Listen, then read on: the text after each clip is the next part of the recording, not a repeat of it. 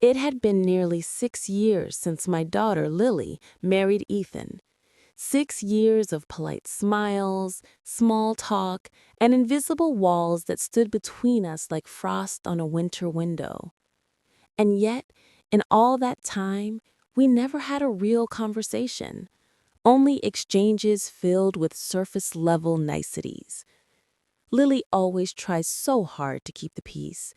She adored me, but she adored her husband too. And I could see the way her shoulders tensed whenever both of us entered the same room, as if she feared the air might shatter. From my side, it wasn't anger, not even dislike. It was exclusion, a quiet ache, a silent belief that perhaps Ethan simply didn't want me around too much, that maybe in his heart he held no place for me. And from his side, I suspected something else. Maybe fear, maybe insecurity, or maybe just the uncertainty of sharing Lily's love. Whatever it was, the distance remained.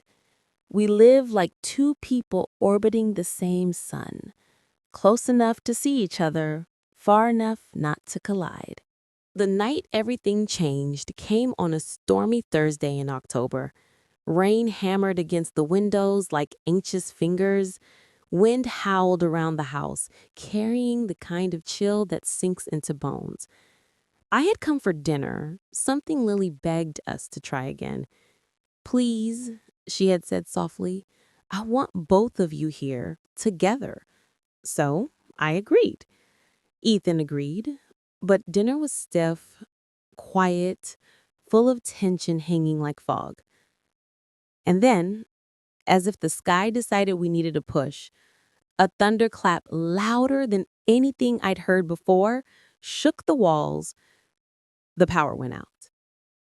Lights vanished. The heater went silent. The house fell into total darkness. We froze. Then Lily sighed. "I need to check on Mia. She hates thunderstorms," she said, referring to my 2-year-old granddaughter. She hurried upstairs, leaving just me and Ethan in the dim glow of a single candle on the dining room table. The silence that followed was heavy, thick enough to choke on. For the first time in years, we were alone together. Minutes crawled by. The storm outside howled harder, almost forcing us to speak. Ethan shifted in his chair, clearing his throat. "So, do you, want some tea? The stove won't work, but maybe—" "I'm fine," I answered, forcing a polite smile. More silence. The candle flickered between us, casting shadows across his face. He looked younger in candlelight, more vulnerable. "Mary?" he said suddenly, quietly. I looked up. He wasn't meeting my eyes. "There's something I've wanted to say for a long time." My heart thumped. He inhaled shakily. "I know you think I don't like you." I didn't speak. He continued. "And I know you think I've been keeping Lily away from you, but that's not it. Not even close."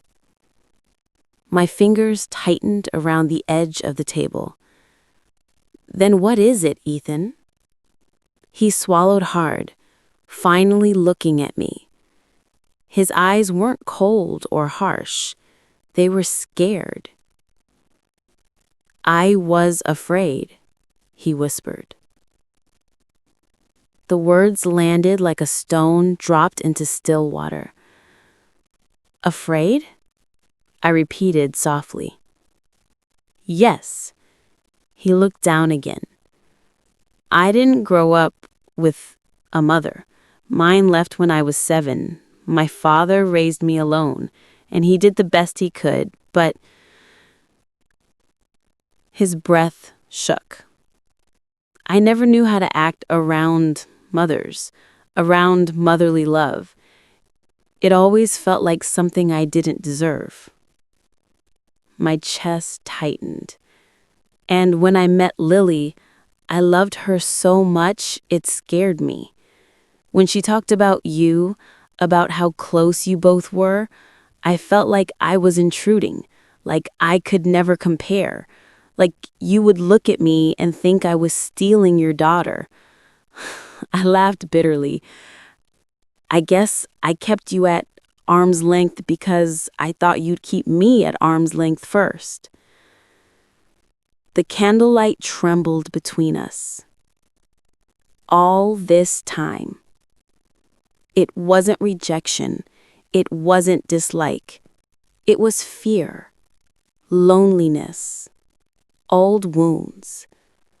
And I, unknowingly, had been feeding those wounds with my silence. I exhaled slowly. Ethan, I said gently, I never thought you were taking her from me. I thought you didn't want me around. I thought maybe I annoyed you, or maybe I wasn't the kind of mother-in-law you hoped for. His eyes widened with something like disbelief. No, he whispered. You're exactly the mother Lily always described. I was just scared you wouldn't want me in your world. The room felt warmer suddenly. We weren't enemies. We were strangers, standing on opposite sides of the same fear. The storm outside roared on, but something quiet settled inside that candlelit room. For the first time in 6 years, we talked. Not surface talk, not polite smiles, real talk. He told me about his childhood, the abandonment, the silence, the fear of being unworthy of love. I told him about mine, about raising Lily alone after her father passed away, about fearing I wasn't enough, about the longing to feel included in her new life. We talked about love and loss and the ways fear disguises itself as distance. We talked until the storm softened, until the walls loosened, until the candle burned low. At one point, his voice cracked. I didn't know how to be a son to you, he admitted. My eyes blurred with tears. I don't have to be a son, I whispered. You just have to let me in, even a little. He nodded, eyes full of emotion he had never shown before. And you? He asked softly. Can you let me in too? I reached across the table, placing my hand over his. The first physical gesture we had ever shared. Yes, I said, and I meant it. Hours later, the electricity flickered back on, bright, almost startling after so much candlelight. Lily rushed downstairs with Mia in her arms. Oh, thank God! You two must have been so bored. What did you even do all this time? Ethan looked at me. I looked at him. We shared a small, meaningful smile. We talked, I said simply. Lily blinked. Talked? For hours? Yeah, Ethan said, his voice warm. It was overdue. Lily's eyes softened. She didn't know the details, but she felt the shift. Sometimes love is felt before it's explained. Something changed after that night. Not loudly, not dramatically, quietly. Ethan started inviting me over on his own. He'd call to ask if I wanted to join them for pancakes or to help Mia paint or just to sit in the living room while Lily cooked. He hugged me for the first time, awkward and shy, but real. I noticed how he'd glance at me for approval when he did something special for Lily or Mia, and each time I gave him the warm smile I should have given years ago. Our conversations grew easier. Our laughter came naturally. Our silences became comfortable. We weren't competing for Lily's love anymore. We were sharing it. One afternoon, months later, I arrived to find Ethan sitting on the floor with Mia, reading her a picture book. When he saw me, he smiled. Not polite, not forced, but genuine. The kind that lights up the whole face. "Mom," he said softly, "come sit with us." Mom. My heart fluttered. I blinked back tears and sat beside them. Mia crawled onto my lap with a giggle. Ethan handed me the book so I could read the next page. The house felt full, warm, whole.